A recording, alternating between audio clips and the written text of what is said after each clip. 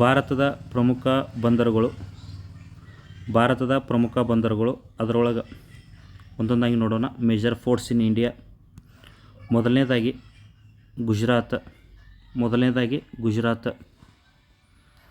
ಗುಜರಾತದಲ್ಲಿ ಕಂಡುಬರುವ ಕಾಂಡ್ಲಾ ಬಂದರು. ಕಾಂಡ್ಲಾ ಬಂದರು ಯಾವ ರಾಜ್ಯದೊಳಗೆ ಕಂಡು ಬರ್ತದಂದ್ರೆ ಗುಜರಾತದ ಕಚ್ ಕಾರಿಯಲ್ಲಿದೆ ಕಾಂಡ್ಲಾ ಬಂದರು. ಇದಕ್ಕೆ ಇರುವ ಇನ್ನೊಂದು ಹೆಸರು ಅಥವಾ ಯಾರ ಹೆಸರು ನಾಮಕರಣ ಮಾಡಲಾಗಿದೆ ಅಂದರೆ ಯಾರ ಹೆಸರು ಮೇಲೆ? ದೀನ್ ದಯಾಳ್ ಉಪಾಧ್ಯಾಯರ ಹೆಸರನ್ನು ನಾಮಕರಣ ಮಾಡಲಾಗಿದೆ. ನೆಕ್ಸ್ಟ್, ಇದು ಎದಕ್ಕೆ ಪ್ರಸಿದ್ಧಿ ಅದ? ಇದರ ಕಾರ್ಯ ಏನಪ್ಪ ಅಂದ್ರೆ ಪೆಟ್ರೋಲನ್ನು ಆಮದು ಮಾಡಿಕೊಳ್ಳಲು ಹಾಗೂ ಬಾಸುಮತಿ ಅಕ್ಕಿಯನ್ನು ರಫ್ತು ಮಾಡಲು ಈ ಕಾಂಡ್ಲಾ ಬಂದರು ಪ್ರಸಿದ್ಧಿಯಾಗಿದೆ.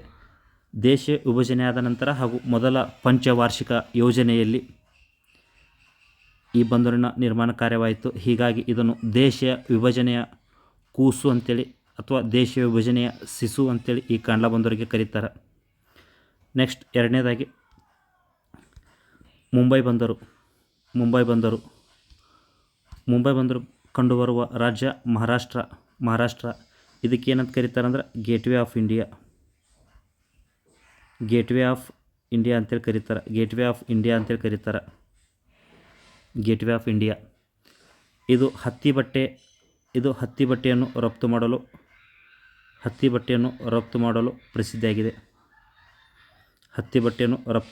ಪ್ರಸಿದ್ಧಿಯಾಗಿದೆ. ಹೌದು, ಹತ್ತಿ ಬಟ್ಟೆ ಯಾವ ಮಣ್ಣು ಒಳಗೆ ಬೆಳೀತಾರೆ ಅಂದ್ರೆ ರೇಗಾರ್ ಮಣ್ಣು ಅಥವಾ ಕಪ್ಪು ಮಣ್ಣು. ಹೌದು, ಇದು ಅತ್ಯಂತ ಹೆಚ್ಚು ವಿದೇಶಿ ವ್ಯಾಪಾರ ಮಾಡಲು ಮುಂಬೈ ಬಂದರು ಪ್ರಸಿದ್ಧಿಯಾಗಿದೆ. ಇದು ಅತ್ಯಂತ ದೊಡ್ಡ ಸ್ವಾಭಾವಿಕ ಬಂದರು.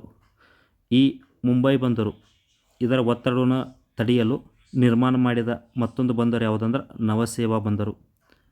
ಅದಕ್ಕೆ ಇರುವ ಹೆಸರು ಜವಾಹರ್ಲಾಲ್ ನೆಹರು ಫೋರ್ಟ್ ಅಂತೇಳಿ ಕರೀತಾರೆ. ಜವಾಹರ್ಲಾಲ್ ನೆಹರು ಬಂದರು ಅಂತೇಳಿ ಕರೀತಾರೆ.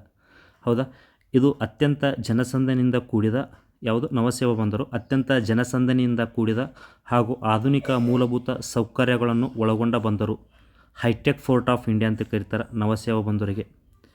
ಇದಾದ ನಂತರ ನೆಕ್ಸ್ಟ್, ಮರ್ಮ್ ಗೋವಾ ಕಂಡುಬರುವ ರಾಜ್ಯ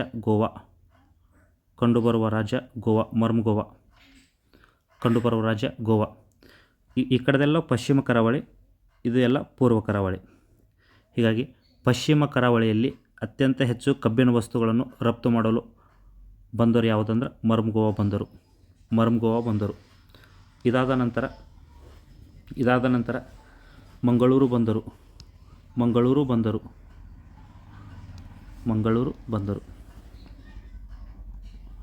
ಮಂಗಳೂರು ಬಂದರು ಯಾವ ರಾಜ್ಯದೊಳಗಂದ್ರೆ ಕರ್ನಾಟಕ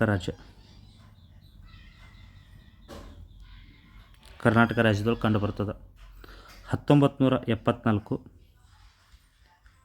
ಮೇ 4ರಂದು 9ನೇ ಬಂದರಾಗಿ ನಿರ್ಮಾಣವಾಯಿತು. ಯಾವುದು? ಮಂಗಳೂರು ಬಂದರು. ಕರ್ನಾಟಕದ ಹೆಬ್ಬಾಗಿಲು ಅಂತೇಳಿ ಮಂಗಳೂರು ಬಂದರಿಗೆ ಕರೀತಾರೆ. ಇಲ್ಲಿ ಏನಾಗ್ತದೆ ಅಂದ್ರೆ ಮ್ಯಾಕ್ರಲ್ ತಳಿಯ ಮೀನು ಉಪ್ಪು ಮೀನು ಅಂತಲೂ ಕರೀತಾರೆ. ಉಪ್ಪು ಸವರಿ ಆ ಮೀನನ್ನು ಅಂತಾರಾಷ್ಟ್ರೀಯ ಮಟ್ಟದೊಳಗೆ ಎಲ್ಲ ಕಡೆ ರಫ್ತು ಮಾಡಲಾಗುತ್ತದೆ. ಅಂದ್ರೆ ಅಂತಾರಾಷ್ಟ್ರೀಯ ಮ್ಯಾಕ್ರಲ್ ತಳಿಯ ಮೀನಿಗೆ ಯಾವ ಬಂದರಿನಿಂದ ಹೆಚ್ಚಾಗಿ ರಫ್ತು ಆಗ್ತದೆ ಅಂದ್ರೆ ಮಂಗಳೂರು ಬಂದರು. ಕರ್ನಾಟಕದ ಹೆಬ್ಬಾಗಿಲು ಅಂತ ಕರೀತಾರೆ. 1974 ಮೇ 4ರಂದು 9ನೇ ಬಂದರಾಗಿ ನಿರ್ಮಾಣವಾದ ಬಂದರು ಮಂಗಳೂರು ಬಂದರು. ಕರ್ನಾಟಕದಲ್ಲಿರುವ ಏಕೈಕ ಬಂದರು ಮಂಗಳೂರು ಬಂದರು. ಇದಾದ ನಂತರ ಕೊಚ್ಚಿ ಕಂಡುಬರುವ ರಾಜ್ಯ ಕೇರಳ. ಪಶ್ಚಿಮ ಕರಾವಳಿಯ ಕೊನೆಯ ಬಂದರು.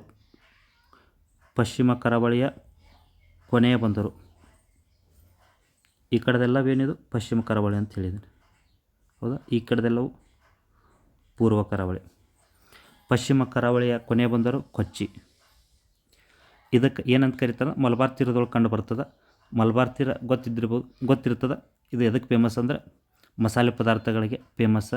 ಅತಿ ಹೆಚ್ಚು ಮಸಾಲೆ ಪದಾರ್ಥಗಳನ್ನು ಈ ಬಂದರಿನಿಂದ ರಫ್ತಾಗ್ತದೆ. ಇದಕ್ಕೆ ಅರಬ್ಬಿ ಸಮುದ್ರದ ರಾಣಿ ಅಂತ ಕರೀತಾರೆ. ಯಾವುದು? ಈ ಕೊಚ್ಚಿ ಬಂದರಿಗೆ ಅರಬ್ಬಿ ಸಮುದ್ರದ ರಾಣಿ ಅಂತ ಕರೀತಾರೆ. ಇದರ ಪಕ್ಕದಲ್ಲಿಯೇ ಕೊಲ್ಲಂ ಒಂದು ಮೈನರ್ ಅಂದ್ರೆ ಪ್ರಮುಖವಾದದ್ದಲ್ಲ, ಬಟ್ ಮೈನರ್ ಒಂದು ಬಂದರು ಕಂಡು ಬರ್ತದೆ. ಅದು ಯಾವುದಂದ್ರೆ ಕೊಲ್ಲಂ. ಇದಕ್ಕೆ ಅರಬ್ಬಿ ಸಮುದ್ರದ ರಾಜ್ಯ ಅಂತೇಳಿ ಕರೀತಾರೆ ಕೊಲ್ಲಂ ಬಂದರಿಗೆ. ನೆಕ್ಸ್ಟ್ ಇದಾದ ನಂತರ ಈ ಕಡೆ ಟುಟಿಕೋರಿನ್ ಬಂದರ, ಪೂರ್ವ ಕರಾವಳಿಯಲ್ಲಿ ಕಂಡುಬರುವ ಬಂದರು ಟುಟಿಕೋರಿನ್ ಬಂದರು. ಯಾವ ರಾಜ್ಯದೊಳಗೆ ಕಂಡು ಬರ್ತದಂದ್ರೆ ತಮಿಳುನಾಡು ರಾಜ್ಯದಲ್ಲಿ ಕಂಡು ಬರ್ತದೆ ಟುಟಿಕೋರಿನ್ ಬಂದರು. ಹೌದಾ, ಹವಳ ಮತ್ತು ಮುತ್ತುಗಳನ್ನು ರಫ್ತು ಮಾಡಲು ಈ ಬಂದರು ಬಳಕೆ ಆಗ್ತದೆ. ಹೀಗಾಗಿ ಇದನ್ನು ಹವಳದ ಬಂದರು ಅಂತೇಳಿ ಕರೀತಾರೆ. ಇದಕ್ಕೆ ಇತ್ತೀಚೆಗೆ ಪಿ ಚಿದಂಬರಂ ಅವರ ಹೆಸರಿನಿಂದ ಮರುನಾಮಕರಣ ಆಗಿದೆ. ಪಿ ಚಿದಂಬರಂ ಬಂದರು ಅಂತಲೂ ಕರೀತಾರೆ. ಹೌದಾ, ಇದಾದ ನಂತರ ಚೆನ್ನೈ, ದಕ್ಷಿಣ ಭಾರತದ ಹೆಬ್ಬಾಗಿಲು. ಇದು ಕಂಡುಬರುವ ರಾಜ್ಯ ತಮಿಳುನಾಡು. ದಕ್ಷಿಣ ಭಾರತದ ಹೆಬ್ಬಾಗಿಲು ಅಂತೇಳಿ ಕರೀತಾರೆ ಯಾವುದು, ಚೆನ್ನೈ ಬಂದರಿಗೆ. ಇದು ಚರ್ಮದ ವಸ್ತುಗಳನ್ನು ರಫ್ತು ಮಾಡಲು ಈ ಚೆನ್ನೈ ಬಂದರು ಉಪಯುಕ್ತವಾಗಿದೆ. ಎನ್ನೋರ ಬಂದರು ಭಾರತದ ಏಕೈಕ ಖಾಸಗಿ ಬಂದರು. ಇದು ಎನ್ನೋರ ಬಂದರು ಭಾರತದ ಏಕೈಕ ಖಾಸಗಿ ಬಂದರು. 2013 ಒಳಗೆ ಕೆ ಕಾಮರಾಜ ಬಂದರು ಅಂತೇಳಿ ಮರುನಾಮಕರಣ ಮಾಡಿತ್ತು. ಕೆ ಕಾಮರಾಜ ಬಂದರು. ಇದಾದ ನಂತರ ವಿಶಾಖಪಟ್ಟಣ ಕಂಡುಬರುವ ರಾಜ್ಯ ಆಂಧ್ರ ಪ್ರದೇಶ್. ವಿಶಾಖಪಟ್ಟಣ ಆಂಧ್ರ ಪ್ರದೇಶದೊಳಗೆ ಕಂಡುಬರ್ತದೆ. ಪೂರ್ವ ಕರಾವಳಿಯ ಏಕೈಕ ಸ್ವಾಭಾವಿಕ ಬಂದರು ಇದು ವಿಶಾಖಪಟ್ಟಣ. ದೇಶದ ಅತ್ಯಂತ ಆಳವಾದ ಡೀಪೆಸ್ಟ್ ಫೋರ್ಟ್ ಆಫ್ ಇಂಡಿಯಾ ಅಂತ ಕರೀತಾರೆ. ಆಳವಾದ ಬಂದರು ವಿಶಾಖಪಟ್ಟಣ.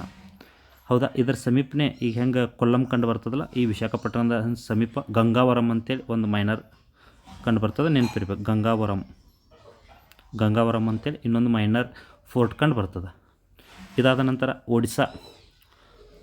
ಒಡಿಸ್ಸಾದಲ್ಲಿ ಕಂಡುಬರುವ ಪ್ಯಾರಾದೀಪ್ ಬಂದರು.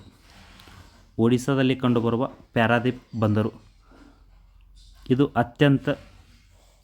ಎಲ್ಲ ಬಂದರುಗಳಲ್ಲಿ ಅತ್ಯಂತ ಹೆಚ್ಚಾಗಿ ಕಬ್ಬಿಣದ ಅದಿರುಗಳನ್ನು ರಫ್ತು ಮಾಡಲು ಬಳಕೆಯಾಗುವ ಬಂದರು. ಕಬ್ಬಿಣದ ಅದಿರುಗಳು ಗೊತ್ತಿರಬೇಕು. ಹೆಮಟೈಟ್, ಮ್ಯಾಗ್ನನೈಟ್, ಲಿಮೊನೈಟ್, ಸಿಡರೈಟ್ ಅಂತೇಳಿ ಕಬ್ಬಿಣದ ಅದಿರುಗಳು. ಹೌದಾ, ಹೀಗಾಗಿ ಮತ್ತು ಅನೇಕ ಖನಿಜಗಳನ್ನು, ಕಬ್ಬಿಣ, ಉಕ್ಕು ಇಂಥವು ಅನೇಕ ಖನಿಜಗಳನ್ನು ರಫ್ತು ಮಾಡೋಕ್ಕೆ ಈ ಪ್ಯಾರಾದೀಪ್ ಬಂದರು ಹೆಚ್ಚು ಬಳಕೆ ಆಗ್ತದೆ. ಹೀಗಾಗಿ ಇದನ್ನು ಖನಿಜಗಳ ಬಂದರು ಅಂತೇಳಿ ಕರೀತಾರೆ. ಈ ಪ್ಯಾರಾದೀಪ್ ಬಂದರು ಕಂಡುಬರುವ ರಾಜ್ಯ ಒಡಿಸ್ಸಾ. ಇದಾದ ನಂತರ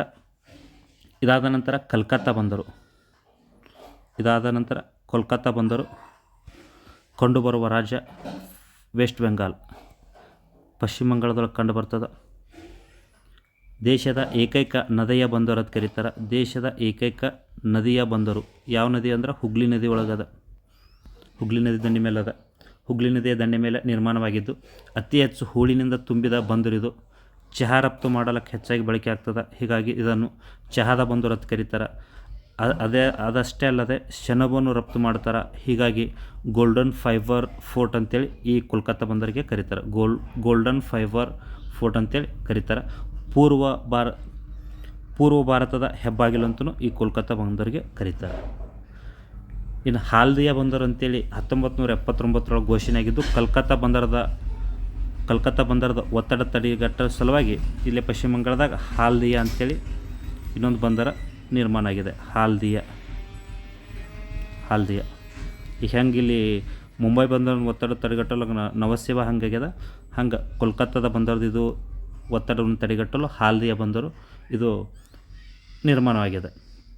ಇದನ್ನು ಕೂಡ ಚಹಾನ ಹೆಚ್ಚಾಗಿ ರಫ್ತು ಮಾಡ್ತದೆ. ಹೀಗಾಗಿ ಇದನ್ನು ಚಹಾ ರಫ್ತು ಮಾಡ್ತದೆ. ಇನ್ನು ಪೋರ್ಟ್ ಬ್ಲೇರ್ ಅಂತೇಳಿ ಬರ್ತದೆ. ಹೌದಾ, ಪೋರ್ಟ್ ಬ್ಲೇರ್ ಏಕೈಕ ದ್ವೀಪ ಬಂದರದು.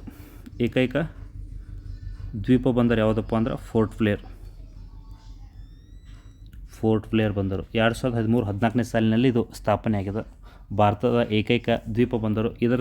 ಇದು ಹೆಚ್ಚು ಎದಕ್ಕಪ್ಪ ಅಂದ್ರೆ ರಬ್ಬರ್ ಮತ್ತು ಮಸಾಲೆ ಪದಾರ್ಥಗಳನ್ನು ರಫ್ತು ಮಾಡುತ್ತದೆ.